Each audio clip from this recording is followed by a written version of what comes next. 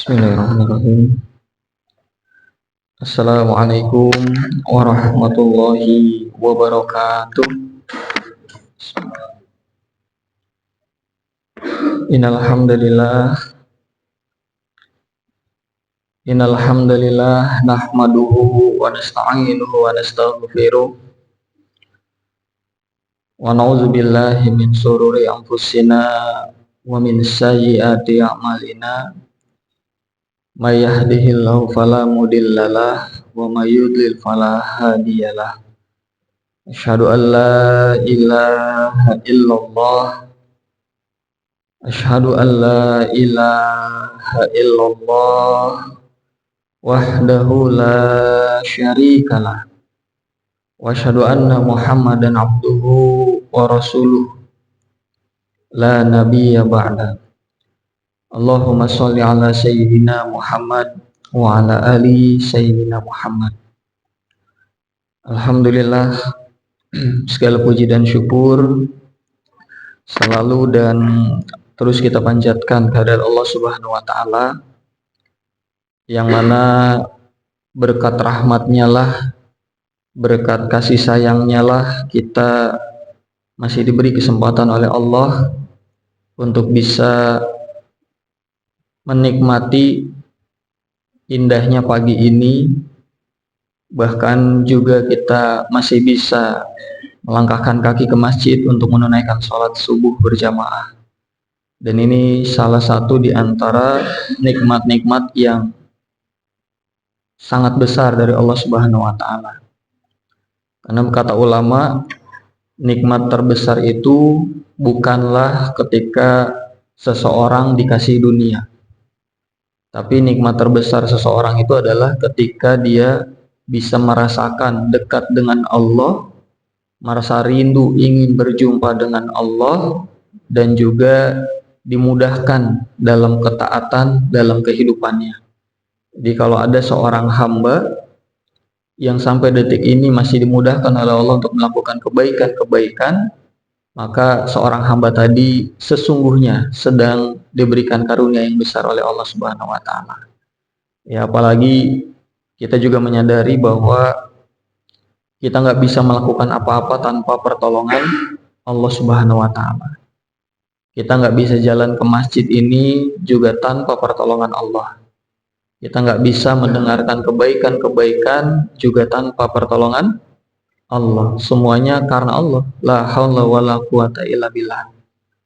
Makanya seringkali di beberapa kesempatan sering disampaikan bahwa ketika seorang muazin, seorang Bilal azan gitu ya, ketika mengucapkan hayya 'alas shalah, jawabannya bukan hayya 'alas shalah. Ya, kalau Allahu Akbar, jawabannya sama tuh. Allahu Akbar, Allahu Akbar. Tapi ketika hayya 'alas shalah, jawabannya justru la haula wala quwata illa billah. Kenapa? Karena sebenarnya sesungguhnya untuk bisa sholat itu kita nggak bisa tanpa pertolongan Allah. Ya, kita bisa sampai di sini karena Allah ngasih sehat, karena Allah ngasih kita semangat. Ada banyak orang yang sehat tapi hatinya nggak digerakin sama Allah. Tapi ketika kita masih diberi kesempatan, maka ini karunia yang besar. Yang kedua, jamaah sekalian, salat dan salam juga terus kita curahkan kepada Nabi kita, Nabi Muhammad Sallallahu Alaihi Wasallam, juga kepada keluarganya, kemudian juga para sahabatnya, pengikutnya, dan insya Allah kita semua yang hadir hari ini termasuk umat-umatnya yang selalu diistiqomahkan oleh Allah, dan juga kelak insya Allah mendapatkan syafaat dari Rasulullah Sallallahu Alaihi Wasallam. Amin, amin ya robbal alamin. Semoga pertemuan ini bisa mendatangkan keberkahan, rahmat Allah, dan ampunan Allah untuk kita semua. Kita niatkan duduknya kita hari ini insya Allah semata karena Allah Subhanahu wa taala. Lagi-lagi ini penting karena setiap kebaikan, setiap ibadah kuncinya adalah niat. Ya, innama amalu bin niyah. Semua itu berawal dari niat. Niat ini menentukan segala sesuatu itu jadi ibadah atau bahkan jadi sia-sia. Jemaah sekalian yang dimuliakan oleh Allah, ketika ditanya kabar Bapak-bapak sekalian, kira-kira gimana kabarnya hari ini? Apa jawabannya? Normalnya jawabannya apa? Alhamdulillah baik. Bahkan di setiap kesempatan, di setiap acara, ketika ditanyakan kabar, Bapak Ibu gimana kabarnya? Jawabannya biasanya otomatis. Kenapa otomatis? Karena tanpa direnungkan panjang, tanpa perlu merenung dulu gitu ya, otomatis lisan kita akan berkata apa? Alhamdulillah baik. Betul apa betul kira-kira? Nah sekarang pertanyaannya, betulan baik nggak? Udah mulai ragu ya? Iya ya beneran baik nggak? Gitu. Tadi pas ditanya gimana kabarnya? Alhamdulillah baik. Tapi ketika ditanya betulan baik nggak? Dulu, iya ya. Beneran baik nggak kira-kira nih? Coba mulai kita detailin. Kita mulai rinci sedikit demi sedikit. Yang pertama, bapak-bapak sekalian, coba dicek gimana kabar kantongnya pagi ini. Ya, kalau ditanya urusan kantong, senyumnya mulai lebar. Ya ini tanda bahwa insya Allah ya rezeki kita berkah berlimpah, amin. Pokoknya ba'da kajian ini mudah-mudahan yang punya utang lunas, amin. Yang pengen umroh haji juga bisa tercapai, amin, insya Allah. Dan itu bisa terjadi. Kenapa? Karena duduknya kita hari ini yang insya Allah diniatkan karena Allah bisa mendatangkan pertolongan Allah. Pertolongan Allah untuk apa? Untuk setiap kesulitan, juga untuk setiap doa-doa kita. Jangan-jangan duduknya kita inilah yang bikin keluarga kita makin harmonis. Jangan-jangan duduknya kita di majelis ilmu itu yang bikin masalah-masalah kita terurai. Dan itu janji Allah. Ya, barang siapa yang bertakwa dikasih jalan keluar. Nah, salah satu bentuk ketakwaan kita adalah hadir di majelis-majelis ilmu. Alhamdulillah, ya hari ini kita bisa berkumpul di tempat yang baik dan insya Allah bersama orang-orang yang baik. Jadi kalau udah mulai dirinci, udah mulai bingung jawabnya. Gimana kabar keuangannya hari ini? Alhamdulillah baik, gitu ya. Tapi sambil nangis gitu. Gimana kabar usahanya? Gimana kabar karirnya di kantornya? Gimana kabar strategi-strategi yang dibangunnya? Atau bahkan mungkin gimana kabar hubungan dengan orang-orang terdekatnya? Dengan orang tua, dengan pasangan, dengan anak, bahkan dengan tetangga. Kalau kita mulai bertanya seperti ini, mungkin udah mulai muncul jawaban, iya ya, Pak Dedi, ternyata masih ada yang belum baik. Kenapa emang Pak? Aduh kemarin habis ngebentak orang tua, habis nyebelin. Aduh kemarin habis cekcok sama pasangan karena beda pendapat. Kemarin habis ngebentak anak, kemarin habis ribut sama tetangga, dan lain-lain. Tapi kalau itu memang terjadi hari ini, tenang aja Pak. Ya, tenang aja. Itu mah nggak terlalu penting sebenarnya. Ya. Jawaban itu sebenarnya nggak terlalu penting. Justru yang penting adalah pertanyaan yang satu ini. Kalau yang ini baik, semuanya pasti baik. Tapi kalau yang ini bermasalah, maka nggak usah heran. Banyak masalah. Dan jawabannya cuma diri kita masing-masing yang paling paham. Apa pertanyaannya? Bapak-bapak coba dicek. Gimana kabar hati kita hari ini? Apakah hati ini sedang baik-baik saja? Atau hati ini sedang tidak baik-baik saja? Karena kalau yang ini baik, maka semuanya pasti baik. Tapi kalau yang ini bermasalah, kata Rasulullah, maka semuanya akan bermasalah. Karena pusat dari semuanya adalah hati kita. Apa yang bikin hati ini semakin jauh dari Allah? Atau mungkin sebelum kita bahas kenapa hati ini semakin jauh dari Allah, apa ciri-ciri hati yang baik? Apa hati yang sehat ciri-cirinya Pak Didi? Salah satu cirinya Allah jelaskan dalam Al-Quran bahwa hati orang yang beriman ketika mendengar nama Allah maka hatinya bergetar. Betul ya? Nah sekarang kita tanya ke dalam diri kita masing-masing. Masihkah hati ini bisa merasakan getaran itu? Kalau bahasa gampangnya, Pak, Coba kita cek dalam seminggu terakhir ini ke belakang. Kita flashback ke belakang. Coba kita renungkan kapan terakhir kali kita bisa meneteskan air mata di hadapan Allah. Kapan terakhir kali kita bisa merasakan nikmat dalam berdoa, dalam sujud. Coba diingat-ingat. Ada nggak sehari yang lalu? Atau mungkin dalam sepekan ini? Atau mungkin dalam 30 hari ke belakang? Atau mungkin kita bicara, iya ya Pak, kayaknya udah lama. Hari ini saya sholat ya sekedar sholat. Doa ya sekedar doa. Mau husu kayaknya susah. Mau dinikmatin kayaknya juga kok nggak muncul-muncul rasa itu. Bahkan sampai saat ini terkesannya pengennya buru-buru terus. Nggak betah berlama-lama. Saya baru bisa meneteskan air mata di hadapan Allah. Baru bisa nangis saat doa. Biasanya Pak Deddy kalau lagi punya apa Pak? Punya masalah ya. Ya gitulah cara Allah gitu. Kita seringkali baru mesra doanya, baru hidup hatinya ketika kita punya masalah.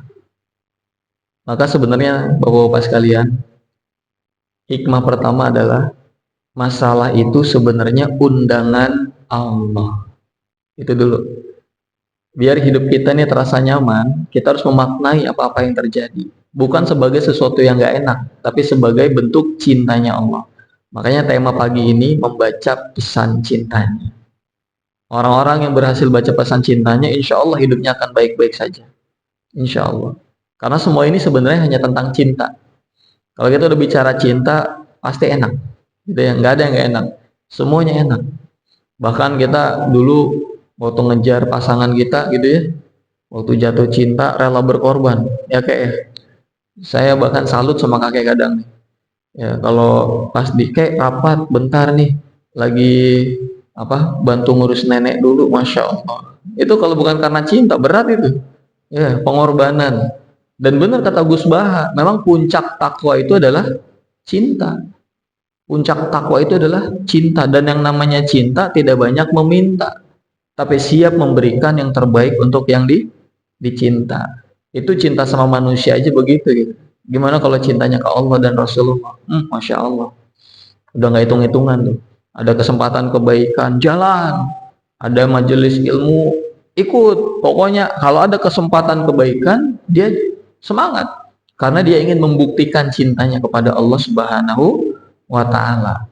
Karena cinta itu nggak bisa sebatas diucapkan. Saya cinta, tapi habis itu diem aja. Nah, itu dipertanyakan cintanya, betul nggak Pak? Kita ngedenger istri kita cinta nih, misalkan saya cinta kepada kamu gitu ya, masya Allah. Tapi tiap hari nggak ngapa-ngapain, nggak ngurusin, nggak bikinin apa, nggak ngurusin anak. Kira-kira kita ragu nggak? Ragu. Tapi kalau kita melihat pagi-pagi udah bangun, ya bikinin teh, misalkan bikinin kopi, bikin sarapan, terus ngurusin anak tanpa dia minta pamrih sama kita, itu akan berasa ketulusannya. Pertanyaan saya, ketika pasangan kita membuktikan cintanya dengan tulus, apa yang kita berikan? Pasti yang lebih baik, betul? Pasti kita akan memberikan perhatian, kasih sayang yang melebihi dari pasangan kita. Sama, ternyata Allah juga gitu. Dan ini disampaikan dalam surat ketiga ayat 31.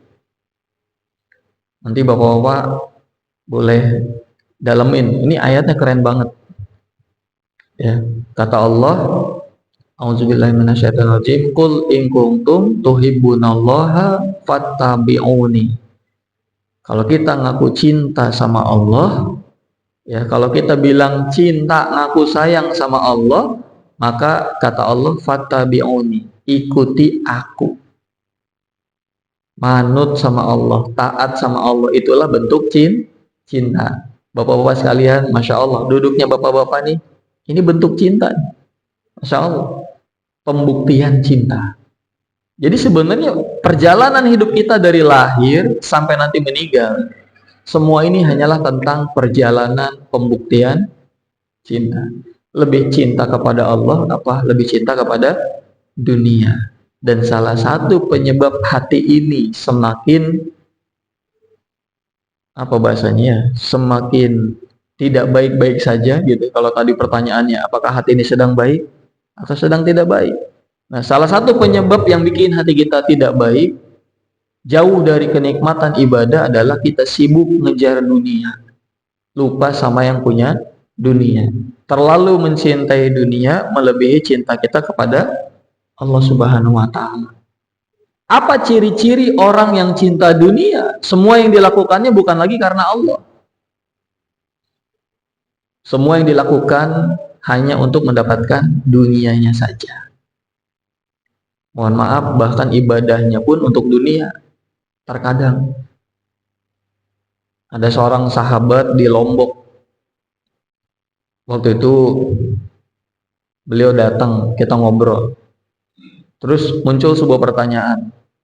Mas Teddy, alhamdulillah sekarang saya dalam proses hijrah katanya. Dulu saya, aduh mas, banyak lupanya, banyak jauhnya, sibuk ngejar dunia, sholat jarang, ikut pengajian jarang, sibuk nyari uang. Dan alhamdulillah hari ini saya hijrah mas. Bahkan saya tergabung di sebuah grup, di mana di grup itu kita bersepakat riyadoh bareng, perbaiki diri bareng-bareng. Bahkan ibadahnya di checklist, dilaporin. Duha, tahajud, ya baca Quran. Biar kita komitmen saling mengingatkan dalam kebaikan.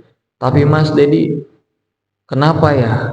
Di saat saya sudah merasa melakukan semua dengan baik, tapi kenapa ya kok hati ini tetap hampa, tetap kosong? Apa yang salah ya Mas?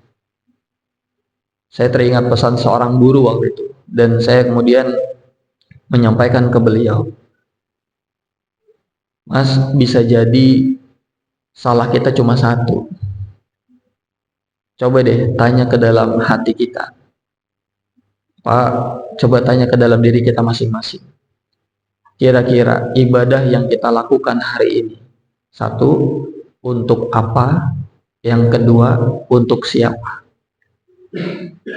Dan ini kunci sebenarnya. Kita bisa menemukan rasa atau tidak ada rasa dalam ibadah tergantung ini. Untuk apa? Untuk siapa?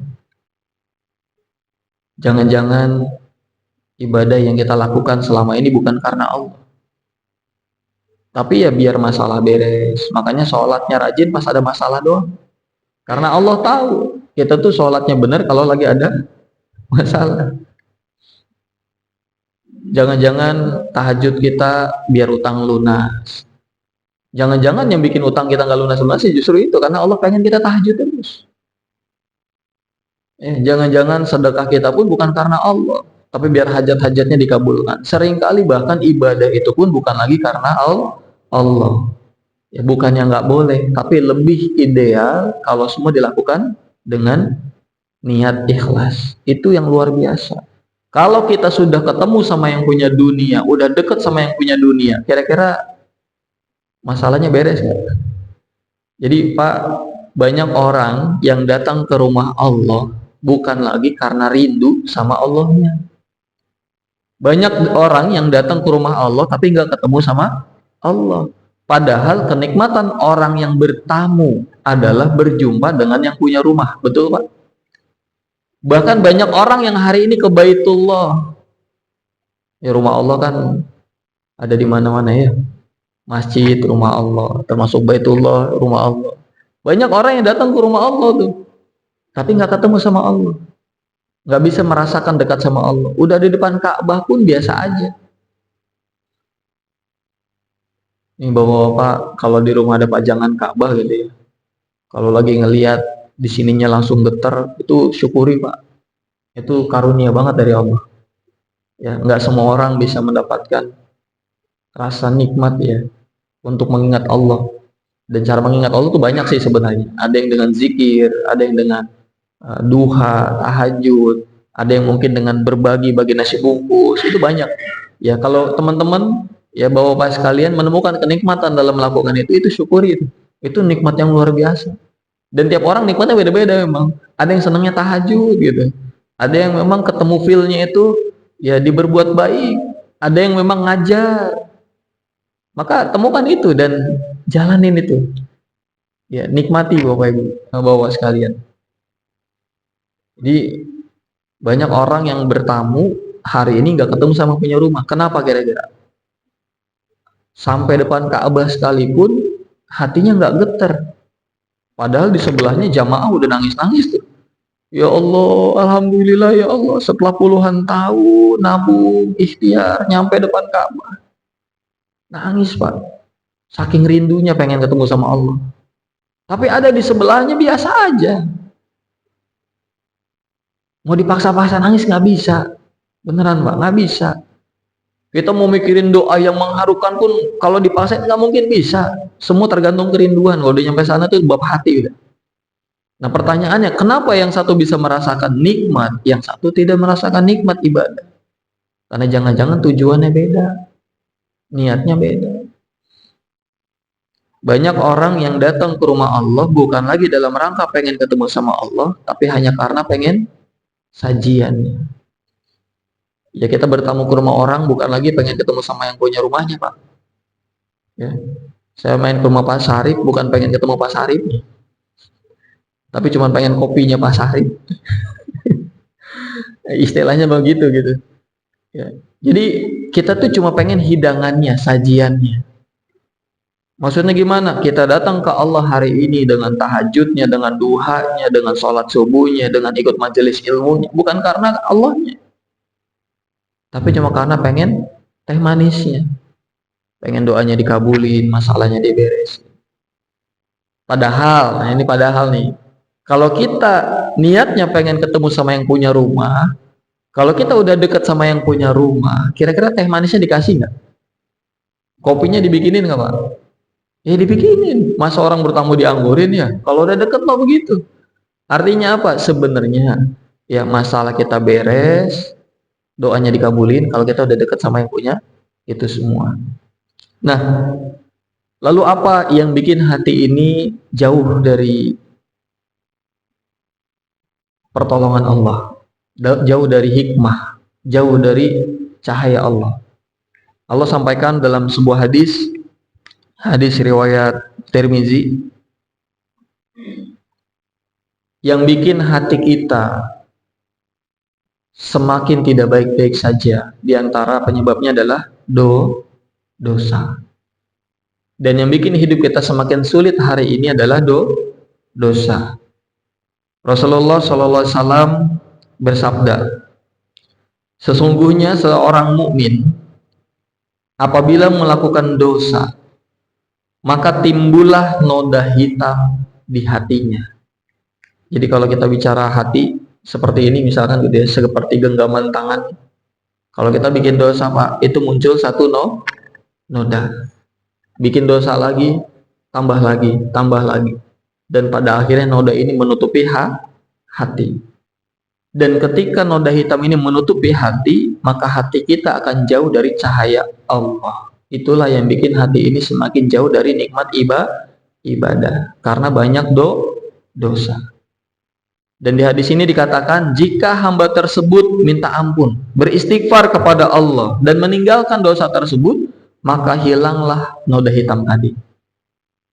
Dan semakin dia banyak istighfar, banyak bertobat, maka hatinya semakin bersih. Dan kalau hatinya sudah bersih, Pak, maka nikmatnya ibadah akan dirasa. Pertolongan Allah juga akan dekat. Ya, jadi tanda cinta Allah itu ya dikasih masalah. Kadang masalah itu yang bikin hati ini hidup. Dan kalau kita bicara masalah, Pak, itu ada dua. Ini anggap aja ada papan tulis di depan ya. Ini kalau ada masalah nih, ada dua. Satu, masalah itu bisa sebagai ujian. Sebagai apa, Pak? Ujian. Ya, karena Allah bilang dalam surat Al-Anbiya ayat 35, kami akan menguji kalian. Kami akan menguji kalian dengan keburukan dan kebaikan. Jadi masalah itu bisa sebagai ujian. Yang kedua, masalah hadir bisa sebagai teguran, sebagai azab, peringatan dari Allah Subhanahu wa taala. Nah, sekarang pertanyaannya, ketika kita Pak hari ini dikasih masalah sama Allah apapun bentuknya, kira-kira baiknya merasa yang mana? Merasa diuji apa merasa diazab? Kan masalah ada dua nih, ya. Masalah hadir di hidup kita Pak, bisa sebagai ujian, bisa sebagai teguran. Nah, ketika kita mendapatkan sebuah kejadian hari ini, apapun bentuknya, yang kita anggap itu sebagai masalah, baiknya merasa yang mana kira-kira? Merasa diuji apa merasa diazab? Bingung ya? Yang pertama, jangan pernah merasa diuji. Kenapa? Takut kepedean.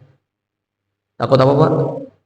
Kepedean. Tiba-tiba ada yang datang dalam keadaan mabuk, jalannya sempoyongan.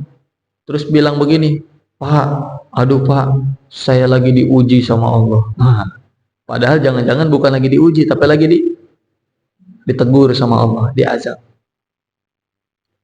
Terus merasa diazab dong yang bagus. Ternyata kalau kita bicara hikmah, jangan juga merasa diazab. Karena banyak hamba-hamba Allah yang terlalu merasa diazab sama Allah, akhirnya banyak yang putus asa, putus dari harapan, putus dari rahmatnya Allah, dan akhirnya banyak yang bunuh diri. Dia tahu dia udah salah, ya Allah saya udah banyak dosa, semua dosa udah saya lakuin ya Allah. Ini hidup jadi susah begini ya Allah. Saya udah istighfar tiap hari, udah perbaiki diri tapi nggak beres-beres masalah, udah nggak kuat ya Allah. Daripada begini mati aja. Seringkali gitu. Kenapa? Merasa diazab. Dia tahu dia majak dosa, tapi nggak sabar. Maka bapak-bapak sekalian, jangan merasa diuji, jangan merasa diazab. Terus Mas Dedi merasa yang apa dong? Nah, bapak-bapak sekalian, ini penting nih pagi ini. Ketika bapak-bapak dapat kondisi apapun, jangan merasa diuji, jangan merasa diazab, tapi merasalah dicintai oleh Allah Subhanahu wa taala. Merasa diapain, Pak? Dicintai. Dalam hadis riwayat Tirmizi dikatakan, ya Rasulullah SAW bersabda, jika Allah mencintai seorang hamba, maka Allah akan mengujinya. Allah akan ngasih dia masalah. Jadi ketika dikasih masalah, tandanya Allah lagi sayang, Allah lagi kangen. Kangen sama siapa? Kangen sama kita, Pak. Allah lagi kangen dengan doa terbaiknya, dengan sujud terbaiknya. Yang itu bisa datang kalau lagi punya masalah. Jadi semua itu tanda cinta Allah. Mau itu bentuknya teguran, mau itu bentuknya ujian, semuanya kasih sayang Allah. Banyak orang yang sadar masalah adalah tanda cinta Allah, betul Pak? Banyak orang yang bilang masalah adalah tanda cintanya, tapi sedikit hamba-hamba Allah di hari ini yang bisa merasa dicintai ketika dikasih masalah sama Allah. Apa tanda cinta? Nggak mungkin ngeluh, Pak. Kalau ngeluh berarti belum merasa dicintai. Ya, kita kalau dikasih sama pasangan kita hadiah gitu ya, seneng ya, nggak ada yang ngeluh tuh. Sama ketika kita dikasih hadiah sama Allah, apapun bentuknya, kalau dia merasa dicintai sama Allah, tidak mengeluh, tidak putus asa, yang ada cuma rasa cinta, bahagia, tenang. Dia meyakini semuanya baik dari Allah. Bahkan dalam kitab Al-Hikam, Ibnu Taimiyah mengatakan, agar masalahmu terasa ringan, maka engkau harus mengenal siapa yang memberimu masalah. Dia adalah Allah yang tidak pernah salah menetapkan takdir untuk hamba-hambanya. Masya Allah. Kalau kita udah percaya sama Allah, Allah nggak pernah salah, Allah nggak pernah keliru, Allah hanya berikan yang terbaik, sebenarnya beres. Tidak ada tuh yang namanya sedih, ya, berlarut-larut. Sedih itu boleh, kecewa boleh, tapi jangan lama-lama. Ya, kita manusia, ada marah, ada kecewa, itu wajar. Yang nggak wajar kalau terus-terusan marah, terus-terusan kecewa, terus-terusan sedih. Ya, jadi masalah adalah tanda cinta Allah. Mau itu ujian, mau itu bentuknya teguran. Pak Dedi, kalau ujian masih oke lah. Kayaknya saya gampang merasa dicintai. Kenapa? Karena saya tahu Allah sedang ingin menaikkan derajat hambanya. Tapi Pak Deddy, kalau azab, bukankah Allah lagi marah? Terus cintanya di mana? Ada yang bertanya gitu, Pak? Ya, kalau nggak ada yang tanya, nggak saya jelasin, nggak gitu ya. Insya Allah tetap dijelasin. Ya, kenapa bahkan teguran sekalipun itu bentuk cintanya? Analoginya gini, Pak. Kita punya anak perempuan, sudah beranjak dewasa. Tiba-tiba anak kita pulang jam 1 dini hari. Jam berapa, Pak? Jam 1 dini hari. Pulangnya nggak izin dulu tuh. Udah gitu diboncengin sama laki-laki yang nggak sesuai dengan harapan kita. Pertanyaan saya, Pak, itu pas anaknya pulang, dimarahin nggak? Diomelin nggak? Ditegur nggak? Dikasih hukuman? Kenapa Bapak marahin anak Bapak? Karena Bapak? Karena Bapak? Karena Bapak sayang. Lah itu. Justru karena sayang makanya ditegur. Justru karena sayang sama anaknya makanya dikasih hukuman. Karena tujuan peringatan dari Allah biar apa? Biar hambanya sadar dia udah melakukan salah dan besok jangan diulangi. Kan gitu, Pak. Jadi apapun bentuk masalah kita hari ini, mau itu azab, mau itu teguran, dua-duanya adalah bentuk kasih sayang Allah. Maka merasalah dicintai. Itu dulu. Kalau sudah merasa dicintai, Pak, insya Allah hidup kita nanti bahagia, ya apapun kondisinya. Jalanin aja, insya Allah. Allah ngasih ujian itu nggak bakal melebihi kemampuan hambanya. Artinya apa? Kita pasti bisa melewati ini. Dan endingnya pasti baik-baik saja. Jalanin aja. Dengan sabar dan penuh keredoan. Karena kata Rasulullah, jika seorang hamba itu ridho, maka Allah akan ridho. Masya Allah. Nah, berarti kalau masalah tanda cinta Allah. Masalah hadir berarti untuk diapain dong? Ya Pak. Kira-kira masalah hadir nih di kehidupan kita untuk diapain? Diselesaikan? Seringkali kita punya kesimpulan masalah hadir itu untuk diselesaikan. Pertanyaannya, bisakah kita nyelesain masalah kita? Nggak bisa. Kita nggak bisa melakukan apapun tanpa pertolongan Allah. Yang ngasih masalah Allah, yang bisa nyelesain juga Allah. La haula wala quwata illa billah. Jadi akan salah ketika kita dapat masalah, justru malah sibuk nyari solusi, bukan deketin yang punya solusi. Bukan berarti ikhtiar itu nggak boleh ya Pak. Kita nih hari ini, pagi ini kita bicara ibadah hati.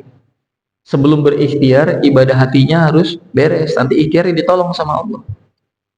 Jadi ketika masalah datang, sebenarnya Pak, yang paling utama adalah bukan untuk diselesaikan, tapi baca pesan cintanya dulu. Masalah itu tanda cinta Allah. Maka ketika masalah datang, tugas kita apa? Baca pesan cintanya. Kenapa ya Allah tegur saya dengan kejadian ini? Itu tuh. Dan kalau bapak-bapak nih sudah ketemu pesan cintanya, masalahnya beres. Pertolongan Allahnya datang. Ya ibarat kata gini Pak, ini ada air di lantai, umpama itu tuh di teras masjid, itu kan keramik ya. Kalau hujan ada air gitu, tampias. Kalau ada orang lewat kepleset berbahaya. Biar airnya hilang diapain Pak? Dipel ya kayak. Langsung kita mikirin action, langsung dipel. Saya pel nih. Kemudian setelah dipel, ternyata 5 menit kemudian airnya muncul lagi kayak. Biar masalahnya hilang diapain? Ya dipel lagi. Saya pel lagi. 5 menit kemudian airnya muncul lagi. Ternyata masalahnya nggak hilang-hilang. Padahal udah berikhtiar. Terus apa yang harus saya lakukan? Mau ngepel terus? Kadang Pak, jangan buru-buru action dulu. Jangan buru-buru ikhtiar dulu. Kadang kita butuh diam sejenak hanya untuk merenung.